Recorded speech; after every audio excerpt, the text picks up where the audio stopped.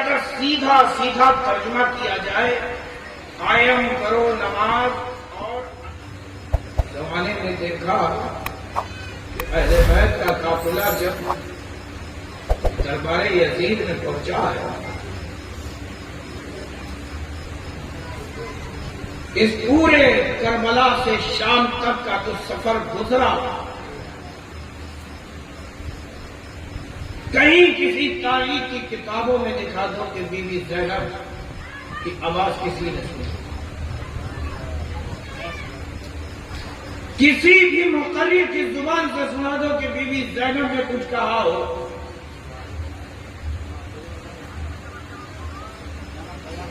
بھائی شہید،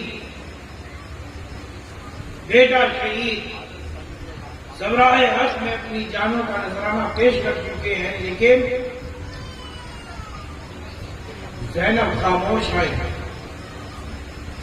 تو اسی خاموشی کی وجہ کسی نے پوچھی، اگر ہوگی تو میری زینب نے کیا جواب دیا ہوگا، ذرا سماعت فرمائیے۔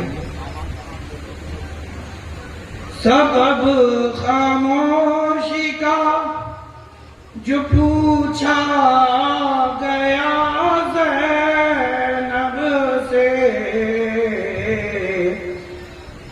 تو رو کے بولی کہ نانا ہے یاد آئے ہوئے، تو رو کے بولی کہ نانا ہے یاد آئے ہوئے، اور بھیجوں یزیدیت پر کیوں نہ لعنت ہے معاذ، یہ میری دشمنی ہے میرے گھر کے ساتھ، یہ میری دشمنی ہے میرے گھر کے ساتھ ہے۔ ایک مرتبہ درود پاک پڑھ لیں، اللہم صلی علی سیدنا و شفیعنا و مولانا محمد معدن الجود والکرم کما تحب و ترضى بأن تصلی علیہ صلی اللہ تعالی علیہ وسلم۔ وقت بہت ہو گیا اور حضرت کے آنے کا بھی وقت ہو رہا ہے۔ بہت تیزی کے ساتھ میں اپنے موضوع سخن پر آتا ہوں۔ رب تعالیٰ نے ارشاد فرمایا، قُلْ لَا أَسْأَلُكُمْ عَلَيْهِ أَجْرًا إِلَّا الْمَوَدَّةَ فِي الْقُرْبَىٰ، یعنی اے محبوب آپ فرما دیجئے، جو آپ صلی اللہ علیہ وسلم نے لوگوں میں کے درمیان رہ کر دین اسلام کی تبلیغ کی ہے، اب اگر کوئی بندہ اس تبلیغ کا بدلہ دینا چاہتا ہے تو اے حبیب آپ فرما دیجئے کہ میرے حبیب کے قرابت داروں، رشتہ داروں کی مودت اپنے دل میں اختیار کر لیں۔ یہ ارشاد ربانی ہوا۔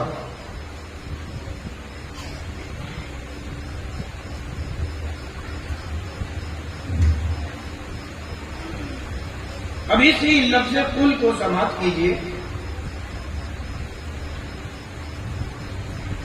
میں آپ کو بتا دوں کہ یہاں پر حکم باری تعالیٰ ہے کہ رسول کے گھر والوں کی مودت اختیار کرو، یہ حکم ہے خداوندی،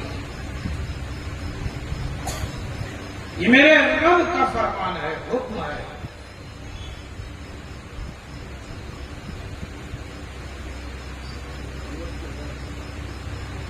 اب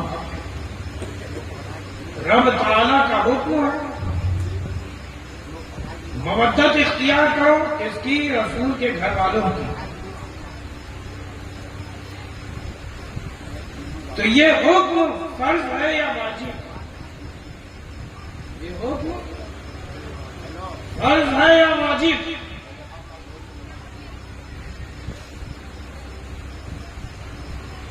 اللہ کا حکم کیا ہوتا ہے؟ اللہ کا اگر حکم ہے کہ کوئی چیز کرو یا نہ کرو تو یا تو یہ فرض ہوتا ہے یا تو واجب ہوتا ہے۔ مستحب نہیں ہوتا، نفل ہوتا ہی نہیں، خدا کا حکم ہو اور وہ نفل ہو جائے، ایسا نہیں ہوتا۔ ہاں یہ بات اور ہے کہ خدا کا حکم ہو اور منسوخ ہو جائے، خدا کا حکم ہو منسوخ ہو جائے یہ تو پایا جائے گا، لیکن خدا کا حکم اگر باقی ہے منسوخ نہیں ہوا تو وہ حکم یا تو فرض ہے یا واجب۔ اس آیت کریمہ میں جو حکم مل رہا ہے یہ واجب کے درجے میں۔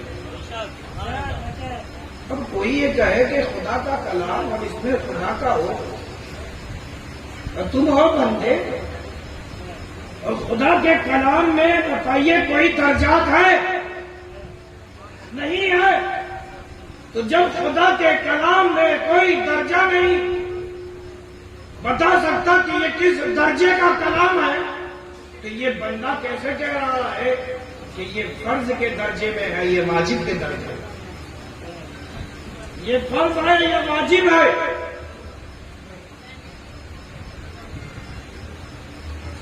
آگے سنیں، رب تعالیٰ کا ارشاد ہوا اقیموا الصلاۃ وآتوا الزکاۃ، کیا حکم ہوا؟ نماز قائم کرو اور زکات دو۔ اب یہاں پہ اس آیت کا علماء سے پوچھو کہ حضرت یہ فرض ہے یا واجب؟ تو علماء کہیں گے کہ یہ آیت فرضیت کو بتاتی، نماز قائم کرو، نماز کا پڑھنا فرض ہے، زکات ادا کرو، صاحب حیثیت ہو تو ادا کرنا فرض ہے۔ قرآن کی اس آیت کا اگر سیدھا سیدھا ترجمہ کیا جائے، قائم کرو نماز اور ادا کرو زکات، قائم کرو نماز اور ادا کرو زکات، اس میں واو جو ہے عطفیہ ہے، اس کو سمجھنا ہو تو میں آپ کی آسانی کے لیے بتا دوں۔ کوئی شخص یہ کہے کہ کھاؤ کھانا پیو پانی، کھاؤ کھانا اور پیو پانی، تو تم کھانا کھاؤ اور پانی پیو، کھانا کھا لیا ہے اب پانی بھی پیو، کیونکہ کہنے والا یہی کہہ رہا کہ کھانا کھاؤ اور پانی پیو۔ اس میں یہ بھی امکان ہو سکتا ہے کہ ایک نوالا کھایا اور وہ پانی پی لے، کیا ایسا ہو سکتا ہے کہ نہیں؟ کہ پوری تھالی چڑھ کرنے کے بعد پانی پی لے۔ اگر وہ ایک نوالا کھانے کے بعد بھی اگر پانی کا چسکا لے رہا ہے، مزہ لے رہا ہے، تو حکم پر عمل ہو رہا ہے۔ رب تعالیٰ نے ارشاد فرمایا اقیموا الصلاۃ وآتوا الزکاۃ، قائم کرو نماز، ادا کرو زکات۔ صحابہ کے پاس لے چلتا ہوں، بخاری مسلم میں یہ حدیث ہے، جب یہ آیت نازل ہوئی صحابہ پریشان ہوئے، رسول اللہ سے پوچھا یا رسول اللہ ما الصلاۃ، صلاۃ کیا ہے؟ ہم نہیں جانتے کہ صلاۃ کسے کہتے ہیں۔ ایک شخص آیا، اس نے قیام کیا، رکوع کیا، سجدہ کیا، سلام پھیر دیا، پھر رسول رحمت نے بھی قیام کیا، رکوع کیا، سجدہ کیا، سلام پھیر دیا، اور پھر صحابہ سے مخاطب ہو کر کے فرمایا صلو کما رأیتمونی، نماز ایسی پڑھو جیسی تم مجھے دیکھتے ہو۔ رسول نے یہ نہیں کہا، رسول نے یہ نہیں کہا کہ جیسا میں پڑھتا ہوں ویسا پڑھو۔ اگر رسول یہ کہہ دیتے تو یہ امت پر ہوتا ظلم. اور رسول کیا ہے؟ رحمت للعالمین، سارے عالم کے لیے رحمت بنا کر بھیجے گئے. رحمت بھری نگاہوں سے جب اپنی امت کو دیکھا تو کائنات میں کوئی ایسا بندہ نہیں ملا جو رسول جیسی نماز ادا کرے، جو رسول جیسی نماز ادا کرے، رسول کے مثل ادا کرے. رسول نے کیا کہا؟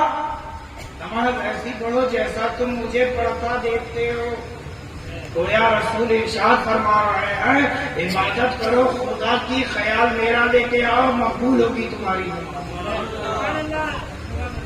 اچھا، نماز آپ کا کیا وقت کی فرض ہے؟ زور سے بولیے نا. 5 وقت کہ سال میں 1 مرتبہ عید، 2 مرتبہ 2 عیدیں آتی ہیں تو 2 مرتبہ، ہفتے میں 1 مرتبہ عید ملتی ہے جسے تم جمعہ کہتے ہو. تو بتائیے کہ سال میں 2 مرتبہ، ہر ہفتے 1 دن 1 وقت کی، یا ہر دن 5 وقت تم پر نماز فرض ہے؟ ارے بولو نا بھائی، کتنے دن وقت، کتنے وقت کی نماز فرض ہے؟ 5 وقت. حکم کیا آ رہا ہے؟ اقیموا الصلاۃ. جب تم 5 وقت کی نماز قائم کر رہے ہو اور ادا کرو زکات، فجر کی نماز تم نے پڑھ لی، قائم کر دی نماز، اب ادا کرو زکات. ظہر پڑھی، ادا کرو زکات. عصر پڑھی، ادا کرو زکات. مغرب پڑھی، ادا کرو زکات. عشاء پڑھی، ادا کرو زکات. کیونکہ حکم دونوں ساتھ ہی ساتھ ہے. اقیموا الصلاۃ وآتوا الزکات، قائم کرو نماز اور ادا کرو زکات. لوگ کہتے ہیں کہ میرے مصطفیٰ کو اختیار نہیں، اختیار نہیں. بہت نماز کرتے ہو تو جہاں جہاں نماز کا ذکر ہے وہاں وہاں اختیار مصطفیٰ بھی ہے.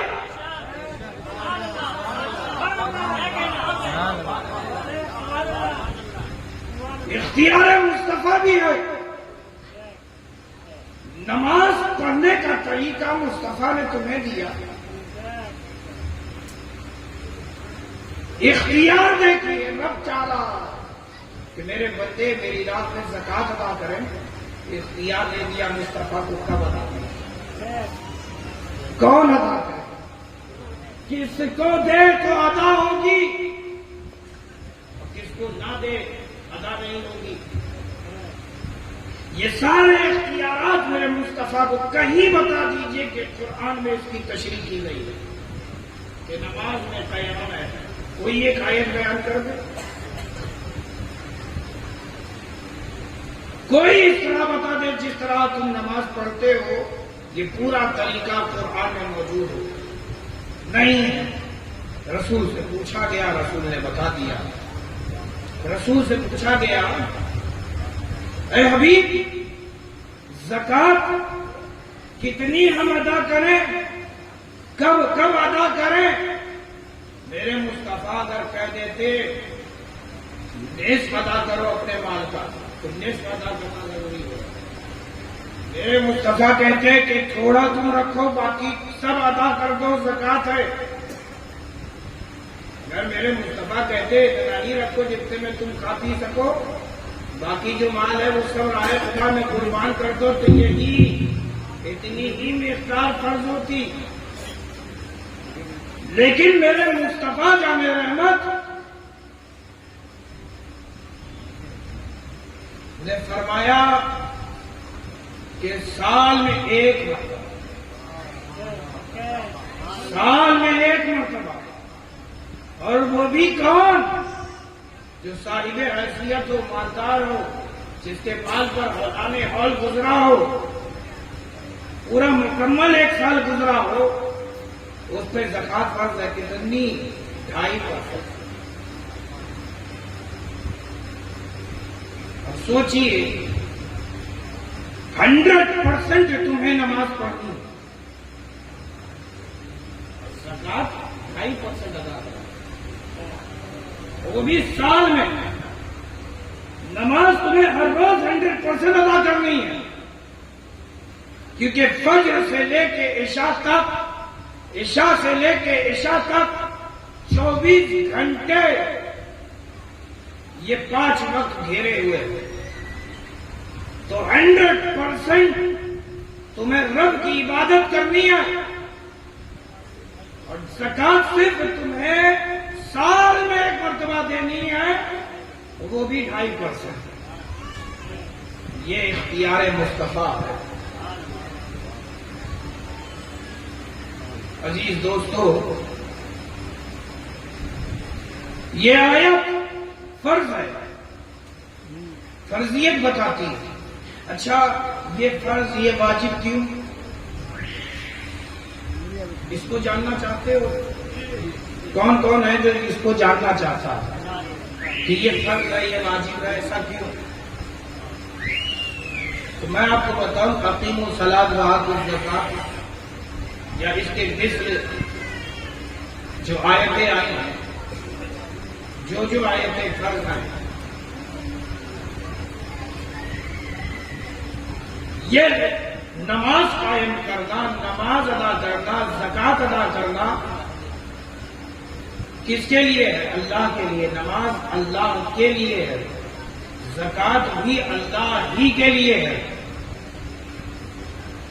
نماز اللہ کے لیے زکات اللہ کے لیے حج اللہ کے لیے ساری عبادتیں اللہ کے لیے.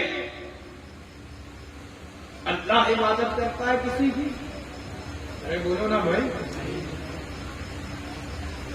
اللہ کسی کی عبادت نہیں کرتا وہی عبادت کے لائق ہے. خدا کسی کی پوجا نہیں کرتا وہی پوجنیہ ہے. خدا کا کوئی معبود نہیں وہی معبود ہے.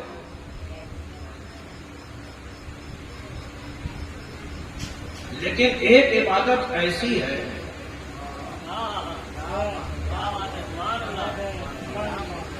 جس میں بندہ اور اللہ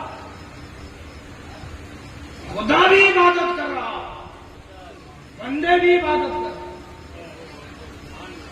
کہیں لوگ کہ اللہ عبادت کرتا ہے بندے تو کرتے ہی کرتے ہیں اللہ عبادت کر رہا ہے. شرک.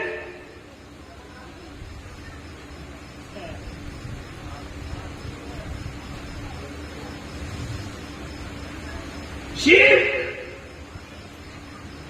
بدعت حرام. دھوکے میں مت آئیے گا.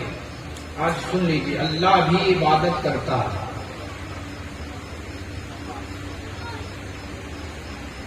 اور اپنی اس عبادت میں بندوں کو بھی شامل کرنے کا حکم دیتا ہے. اللہ تعالیٰ ارشاد فرماتا ہے قرآن مقدس میں ہے ان اللہ وملائکتہ یصلون علی النبی یا ایھا الذین آمنوا صلوا علیہ وسلموا تسلیما اللهم صل علی سیدنا وشفیعنا ومولانا محمد معدن الجود والکرم کما تحب وترضى بأن تصلی علیہ.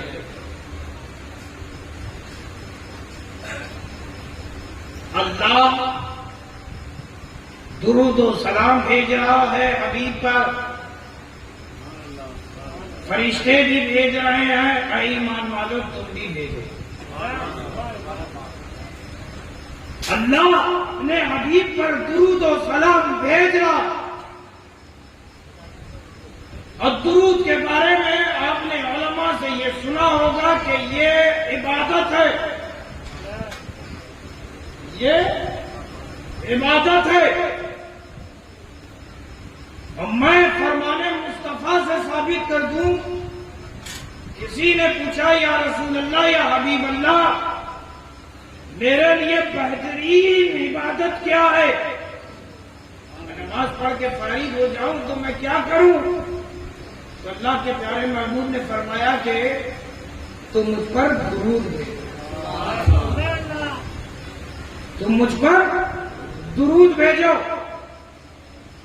عبادت ہے، اللہ بھی بھیج رہا ہے، فرشتے بھی بھیج رہے ہیں، ایمان والوں کو بھیجنے کا حکم دیا جا رہا ہے۔ یہ آیت کیا ہے؟ فرض ہے، واجب ہے، جس کی میں نے تلاوت کی تھی قُلْ لَا أَسْأَلُكُمْ عَلَيْهِ أَجْرًا إِلَّا الْمَوَدَّةَ فِي الْقُرْبَىٰ، یہ بھی واجب ہے۔ کیوں واجب؟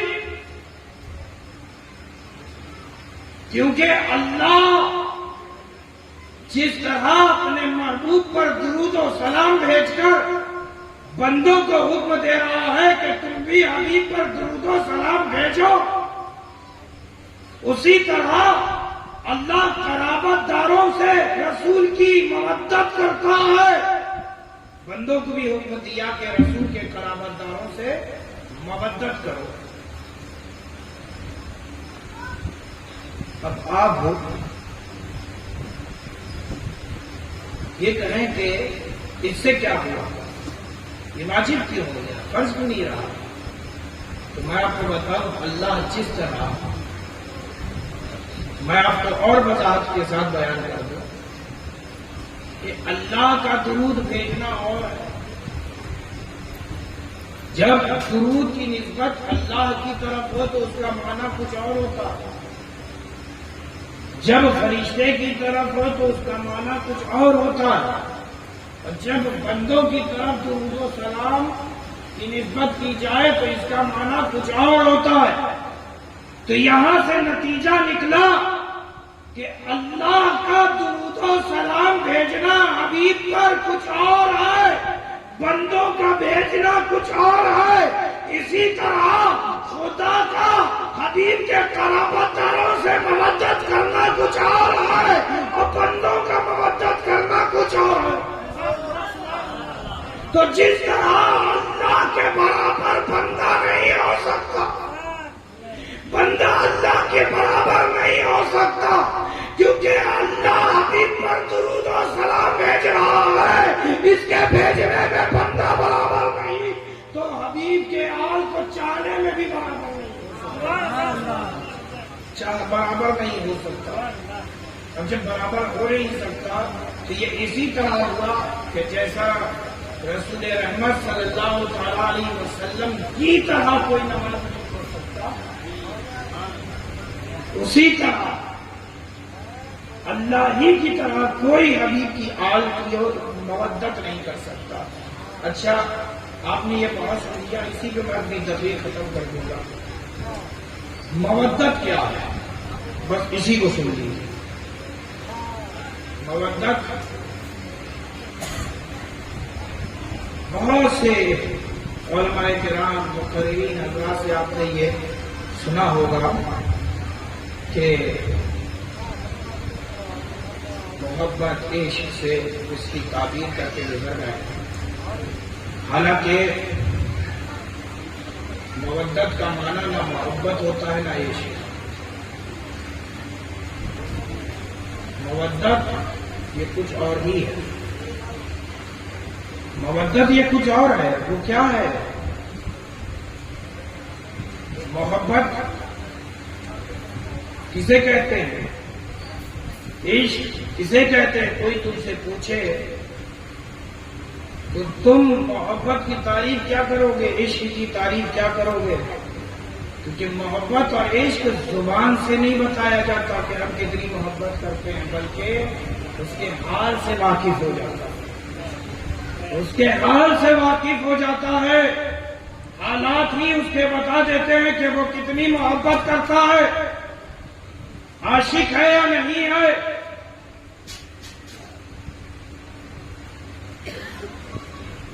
عزیز دوستو، مودت ہے محبت کی کیفیت اور عشق کی کیفیت سنیے۔ محبت میں اپنا خیال، پھر محبوب کا خیال، یہ کیا ہے؟ محبت. اور عشق پہلے اب اپنا خیال نہیں آتا بلکہ محبوب کا خیال آتا رہتا ہے. اس کو کہتے ہیں عشق. میں ایک اگزامپل دوں آپ کو.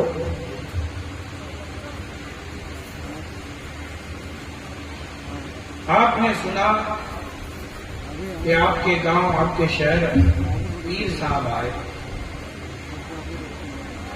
آپ کے دل میں خواہش پیدا ہوئی کہ چلو پیر صاحب سے ملتے ہیں. تو آپ اپنے گھر میں تیار ہوتے ہو اور اپنے گھر باہر جو بھی چار لوگ ملتے ہیں آپ اس سے پوچھتے ہیں کہ بتائیے ہم کیسے لگ رہے ہیں. تو وہ کہتا ہے آپ میرے خوب بھالو لاچھی. آپ میرے خوب بھالو لاچھی. دوسرے سے ملا، اس نے بھی کہا کہ تمہیں خوب بھالو لاچھی. تیسرا ملا، اس نے بھی کہا خوب بھالو لاچھی. چار لوگوں سے پوچھا، سب نے کہا بھالو لاچھی. وہ خوش ہوتا گیا، ہمیں خوب بھالو لاچھی. لیکن عاشق کو جب خبر ہوئی کہ میرا محبوب یعنی میرا شیخ، میرا پیر آیا ہے، تو وہ بھی نکلتا ہے. راستے کے چار لوگوں سے پوچھتا ہے کہ بتاؤ میرا پیر کیسا لگ رہا ہے؟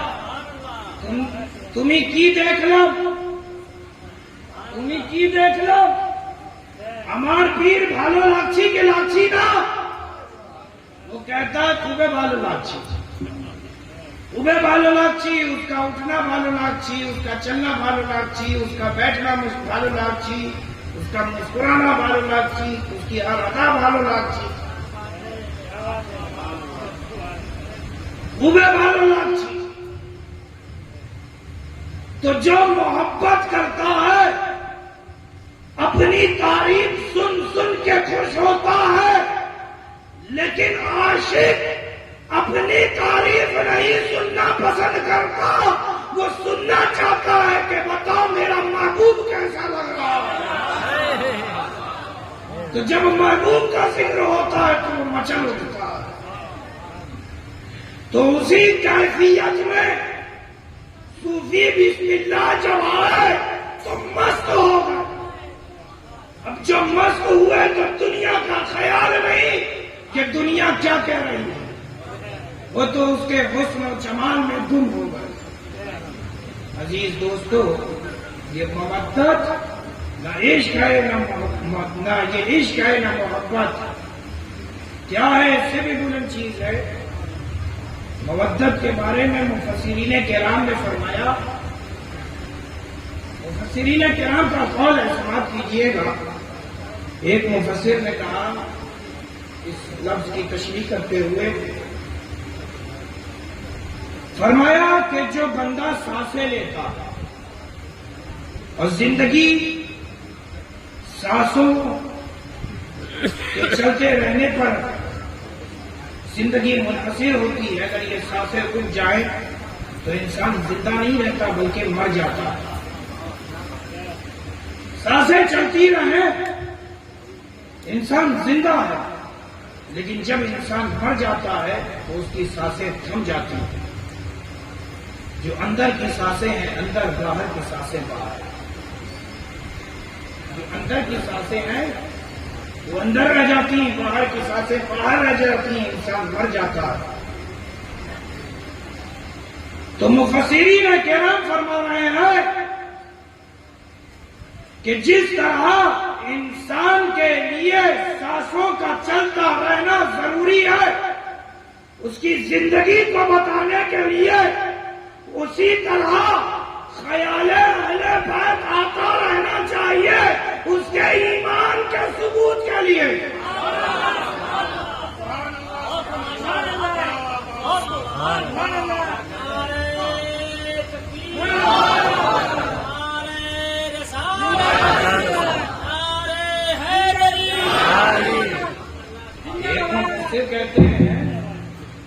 کہتے ہیں کیا کہ جسم کی حرارت کو مودت کہتے ہیں، جسم کی حرارت کو مودت کہتے ہیں. تشریح کی اپنے قول کی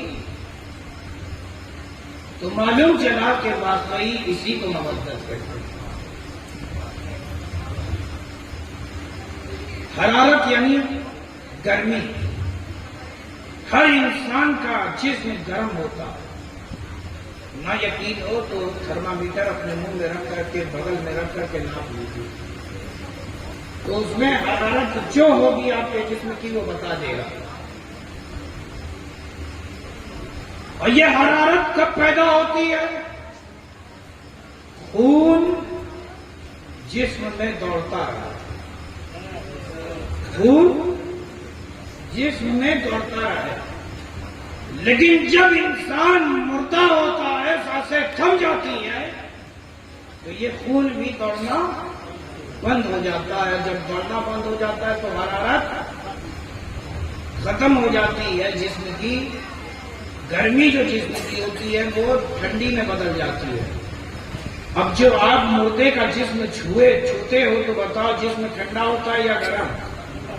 ارے بولو نا بھائی. تو ٹھنڈا جسم مردے ہونے کی علامت ہے. تو مفسر کہہ رہے ہیں کہ جس طرح خون جسم میں دوڑتا رہے تو انسان کی زندگی کو بتاتا ہے. جب یہ خون تھم جاتا ہے تو زندگی کو نہیں بلکہ اس کے مردہ ہونے کو بتاتا ہے. مفسر کہہ رہے ہیں کہ جب ذکر اہل بیت سنے تو اس کے جسم میں ایک نیا خون بن جائے جو اس کے ایمان کی تازگی کو بتاتا ہے، اس کے ایمان کو تازہ کرے. اسے مودت کہتے ہیں. ایک مفسر نے کہا کہ جسم کا کوئی حصہ کٹ جائے، مثلاً تمہاری انگلی کٹ جائے. اب جب انگلی کٹتی ہے تو تکلیف کا احساس ہوتا ہے کہ نہیں؟ اور ظاہر سی بات ہے خون کے قطرات بھی زمین پر گرتے ہیں. خون بھی جسم سے بہتا ہے، نکلتا ہے، جدا ہوتا ہے. خون جسم سے جدا ہوا، انگلی کٹی تو تکلیف کا احساس ہوتا. تو کیا فرما رہے ہیں؟ یہ بتا کہ مفسر کہنا کیا چاہ رہے ہیں؟ تو سنو، انگلی کٹی، تکلیف کا احساس ہوا، گویا اسے ابھی مودت حاصل نہیں ہوئی، ابھی اسے مودت حاصل نہیں ہوئی. انگلی کٹے اور تکلیف کا احساس نہ ہو، خون کا قطرہ جسم سے جدا ہو تو کس خیال میں؟ اہل بیت کے خیال میں. بلکہ میں کہتا ہوں، یہ تو ان کا قول، میں اپنا قول پیش کرتا ہوں کہ جس طرح انگلی کٹتی ہے اور خون بہتا ہے، اسی طرح جب انسان کا زندگی سے تعلق کٹتا ہے، روح تن سے جدا ہوتی ہے، تو روح کا تن سے جدا ہونا خیال اہل بیت پر موقوف ہونا چاہیے کہ جو تم نے اپنی جانوں کا نذرانہ پیش کیا ہے وہ کس لیے دیا؟ اپنے گھر والوں کے لیے یا رسول کے گھر والوں کے لیے؟ تو جب رسول کے گھر کے لیے تم نے دیا ہے تو پھر تکلیف کا احساس نہیں ہوگا، پھر تکلیف کا احساس نہیں ہوگا، بلکہ عاشق تو چاہتا ہے کہ مل لے. عزیز دوستو،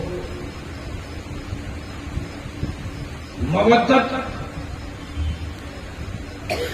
کی آپ نے تشریح کر لی، سن لی. آپ نے یہ جان لیا کہ یہ فرض واجب کیوں ہے، لیکن رسول کے قرابت دار کون ہے یہ بھی سن لیجئے۔ رسول کے قرابت دار جسے اہل بیت کہتے ہیں، حدیث کی روشنی میں سنیے۔ صحابہ نے پوچھا یا رسول اللہ آپ کے قرابت دار کون ہیں؟ تو اللہ کے پیارے محبوب صلی اللہ علیہ وسلم ارشاد فرماتے ہیں فاطمہ وعلی والحسن والحسین وابنہما۔ کیا فرمایا؟ فاطمہ ہے، علی ہے، حسن ہے، حسین ہے اور ان کی اولادیں۔ یہ کون ہیں؟ میرے قرابت دار، میرے قرابت دار ہیں۔ ماشاءاللہ حضرت تشریف لا رہے ہیں۔